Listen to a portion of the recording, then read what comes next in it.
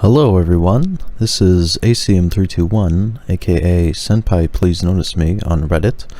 I started the Chunky Lookbook project 2.5 weeks ago, I guess, based on somebody's suggestion on the subreddit here, and apparently it got stickied to the top, so now I guess I have to actually do something with it, because I haven't touched it for a while. So anyway, oh, here, let me actually, I've selected some stuff here. I'm just gonna go over the lighting tab in this video, and hopefully I can do some more of these videos. It's basically just gonna be what I've written out here, but you'll be able to see it in real time. So this is the actual page that we have. Oops. And so basically this is basically the same as every other page on this project, and it essentially just has a screenshot of the tab, and then it goes over each setting and shows some example pictures. But what I'm going to do in this video is I'm actually going to change the settings and let you watch how they affect the pictures as we change them. So hopefully you'll be able to get a better idea of what some of these settings actually do, because sometimes these still pictures here aren't necessarily the greatest way to see how things change, especially with the lighting settings and the water settings. Although I just got who is it? Let's see here. Somebody here. This guy, Sajano90. This guy. He has made some of these animations here that have been very helpful. And this is actually basically the kind of thing that I'll be showing you today, except I can't do it with emitters like he did in this little video. But he did, let's see here, I think here, the water one, he made these GIFs here. GIFs? Who cares? Some people care, but those people are wrong. Anyway, yeah. I don't know if this is loaded yet. This might take a while, actually. I think I must have selected more than too much. That's how I selected. Anyway, we're gonna have to wait. So I'm actually just gonna cut the video. And we're back. So here I've loaded up a small section from my personal creative world, and we're basically just going to render some stuff in somewhat real time, because I have a 2700X now and I can do that. Not very big, but I can do it. If I make the windows smaller, we'll be able to see how this looks. So we're going to do the lighting tab, so let me pull up, how do I want to do this? I'll just pull it over to the side and, alright, so we're going to make this smaller. Hopefully you'll still be able to see. Just watch the preview window here, and I will change stuff and you'll be able to see what it does. So the first thing we'll do is the Skylight. So we'll start, let me just move some settings around here just to start. That's actually good enough. So Skylight, let's find some shadows actually to show you, because that's what it's gonna affect the most.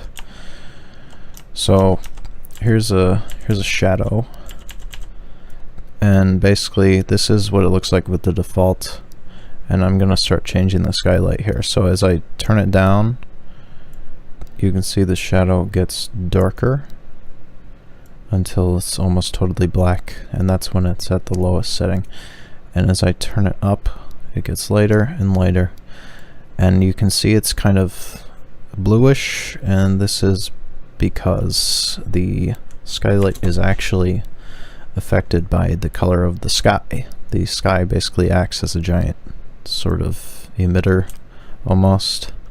So whatever color the sky is whatever color the skylight will be. So for example, if I go to the sky tab here and I set it to like bright purple, you'll see that the sky and the skylight is now purple, and as I increase this, it's going to get really, now it's like pink. So if you want purple shadows, that's how you do it. Not actually the most useful setting, I guess, but you could do some more subtle effects, I suppose, if you chose like a, you know, gradient here. Here's the end sky setting, and you turn up the skylight a bit. It kind of, you know, it makes a nice eerie effect. So anyway, we'll set this back to our defaults, and we'll get a normal sky. And then we'll go over, I guess, emitters, although it's not going to look too good because it's small, or, well, slow rather. So emitters, here we go. They're off right now. Here's some houses. Turn on emitters, and it's a total mess because torches take forever to render. You probably already know what this is going to look like, though. The one thing that doesn't take forever to render is, well, actually everything except for torches doesn't take forever to render. You can use glowstone, for example, and it won't be super noisy. I don't know why, and I don't know if there's a way to fix it, but basically if you use torches in your builds at all and you turn on emitters, it will be a mess when you render it. If you want, it's daytime in this scene, so if I turn it down to this, you'll see that the torch is actually still lit up, but there's like no actual noise coming off of it, and you can see that this already looks, it's like totally done. You know, this is a beautifully done, perfect render. And so as I increase it, you know, now it starts getting noisier, and this is what it starts looking like because these torches are just really, really noisy. Let me see if I can find some glowstone. I don't actually know where there might be any. Maybe I got some up here. Inside. Inside? Do I have some glowstone in here? Here's some glowstone. So, the glowstone is not nearly as noisy as the torches. And, so this room, if I let it sit and don't touch it, is going to render out pretty nicely, actually.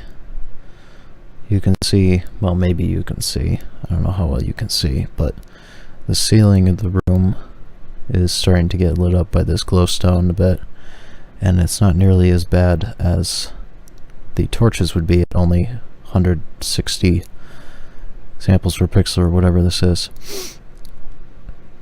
So I would recommend using glowstone or anything that isn't torches for rendering stuff with emitters.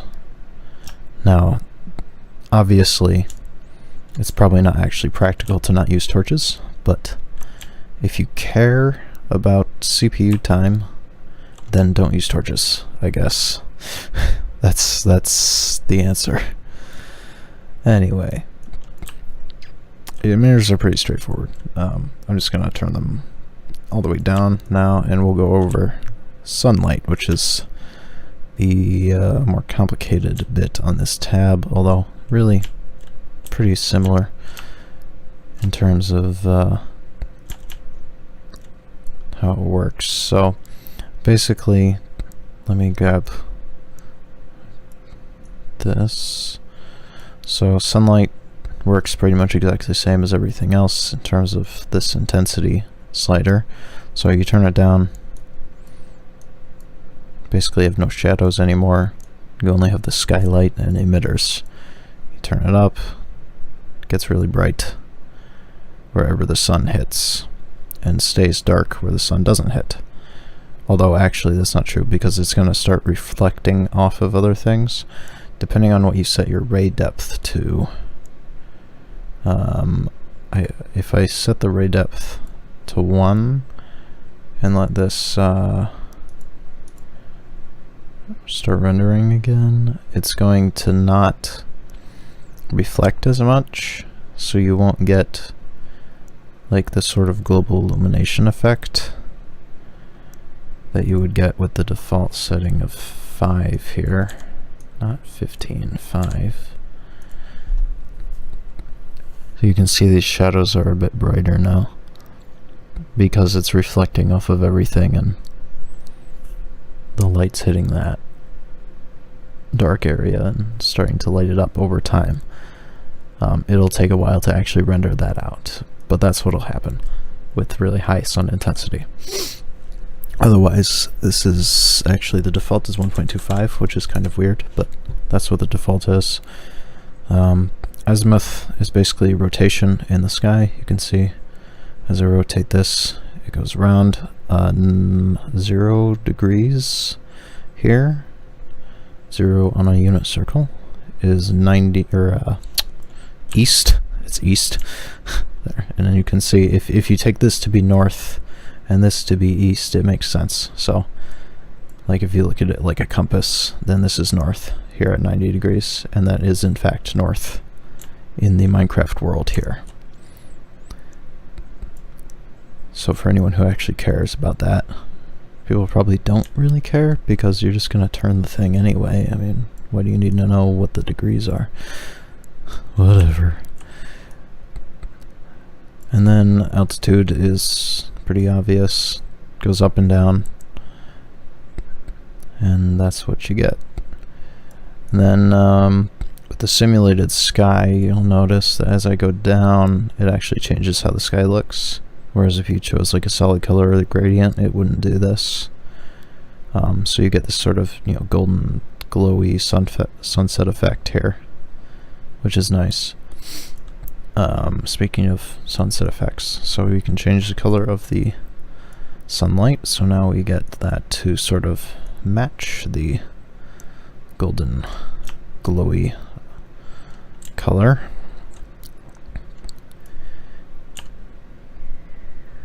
There's a better look at the color. So you can see that that looks different, and actually I can change this in real time. So here's the just a white sun, and here's, make it more of a orangey color here, and you can make it whatever color you want.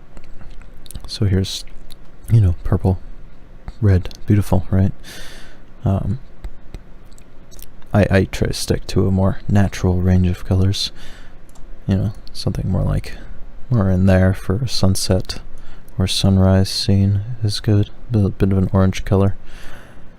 That's basically it for the lighting tab. That's it. There's nothing else. It's actually not the most complicated tab there is. I can show you, just to illustrate the azimuth and altitude controls a bit better. This is a pretty cool trick. If you turn up the fog density here, and you point your camera over towards some mountains. Here, let's get Mount Fuji over here. That'll be a good example. So as the sun moves around, you can see the crepuscular rays actually move. Here, let me use a slower. There we go. So that's a pretty cool effect.